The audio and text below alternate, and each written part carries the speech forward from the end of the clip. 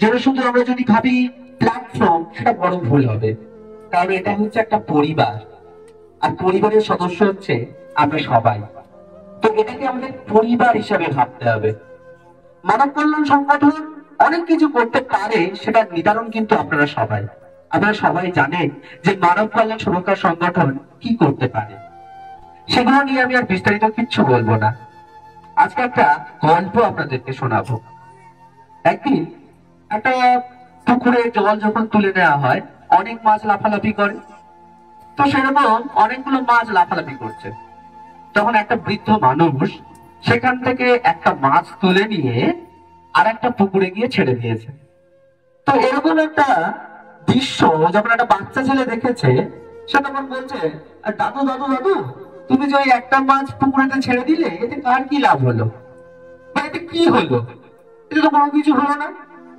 বৃদ্ধ মানুষটি বলছে যে, দেখো বাবা, এতে হয়তো তোমারও কিছু হলো না, আমারও কিছু হলো না, বা আমি হাজারটা মাছ যে পুকুরে ছিল সেগুলো নিয়ে ফেলতে পারলাম না, কিন্তু এই একটি মাছকে আমি ফেলে দিলাম, মানে কারোর জীবনের পরিবর্তন না হোক, এই মাছটার জীবনের পরিবর্তন হবে, যে মাছটা আরো অনেকদিন বাঁচতে পারবে। তো সেই রকম ভাবে মানব কল্যাণ সুরক্ষা সংগঠন হচ্ছে সেই রকম একটা পথ, সেরকম একটা নাম, সেরকম একটা ব্র্যান্ড। আমরা প্রত্যেকটি মানুষের কাছে ছড়িয়ে যেতে পারবো না, আমাদের কি সম্ভব নয়। সেক্রেটারি স্যার, প্রেসিডেন্সি স্যার বা আমাদের সাংগঠনিক সম্পাদক সবার কাছে ছড়াতে পারবে না, আপনাদেরকে ছড়াতে হবে। আপনারা যদি একজন দুজনকে উপকার করেন, তাহলে সমস্ত কিছু পরিবর্তন আনা সম্ভব। আমি মনে করি আপনারাও সেটা আমার সাথে সহমত হবে। আচ্ছা, আপনারা জানেন তো একটা প্রবাদ বাক্য আছে, একটা ছেলে যদি সে সার্থকতা পায়, তার পরিবার পরিবর্তন হয়, আর যখন সে তার পরিবারকে পরিবর্তন করতে পারে, তার সমাজ সেটা পরিবর্তন হয়ে যায়, আর যখন সমাজকে পরিবর্তন করতে পারে, তখন সে বিশ্বকে পরিবর্তন করতে পারে। এটা আমরা সবাই জানি। তো আমরা সেই ছোট্ট ছোট্ট ধাপ দিয়েই আমরা আজকে এগোবো। আমরা জানবো যে মানব কল্যাণ সুরক্ষা সংগঠন কি, সেগুলো আমাদেরকে জানতে হবে।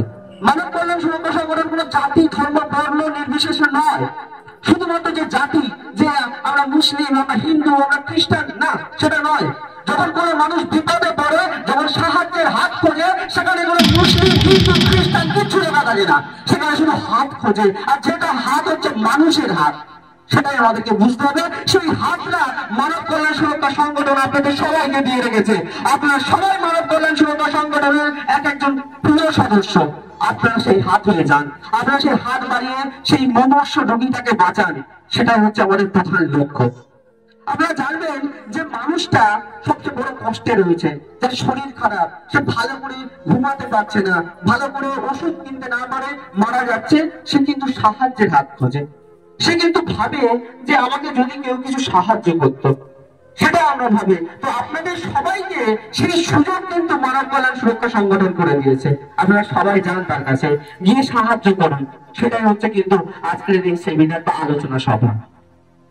আপনাদেরকে আরেকটা ছোট্ট জিনিস বলি, যে আমরা যেটা দেখি সেটা কেন ভুল হয়। আমরা প্রত্যেকে সন্ধ্যাবেলা টিভি দেখি না? প্রত্যেকে সন্ধ্যাবেলা, বেশি মহিলারা দেখে। তবে প্রত্যেকে সন্ধ্যাবেলা টিভি দেখেন তো? প্রত্যেকে টিভি দেখেন, দেখেন না? সিরিয়াল দেখেন না কেউ, তাই তো? আচ্ছা ঠিক আছে, দেখি আমি একটা পরীক্ষা নিই আপনাদেরকে, দেখি কি দেখেন আর না দেখেন। আচ্ছা, আমি 1 2 3 and go যখন বলবো, আপনারা প্রত্যেকে ক্ল্যাপ করবেন। বুঝতে পেরেছেন? প্রত্যেকে আমার সাথে একবার প্র্যাকটিসও করে নিন। 1 2 3 গো। গুড। আচ্ছা চলো, 1 2 3 গো। কি হলো? আমি তো বলেছিলাম যে 1 2 3 গো বলার পরে তো হাততালি মারতে হবে। আমরা আগে মারলেন কেন? তো আমরা যেটা দেখি এটার কারণ কিছু না, আমরা যেটা দেখি সেটাই আমরা বাস্তবে করি, সেটাই আমরা বাস্তবে করি। আমরা ওই মানব কল্যাণ সুরক্ষা সংগঠন থেকে যেটা শিখে যাব, সেটা যদি এখন বাস্তবে করতে পারি, আমাদের কিন্তু ব্র্যান্ড হয়ে যাবে। প্রত্যেকের নামে প্রত্যেকে বুঝতে পারবেন যে মানব কল্যাণ সুরক্ষা সংগঠন আপনাদেরকে ব্র্যান্ড তৈরি করেছে। বুঝতে পারলাম আপনাদেরকে?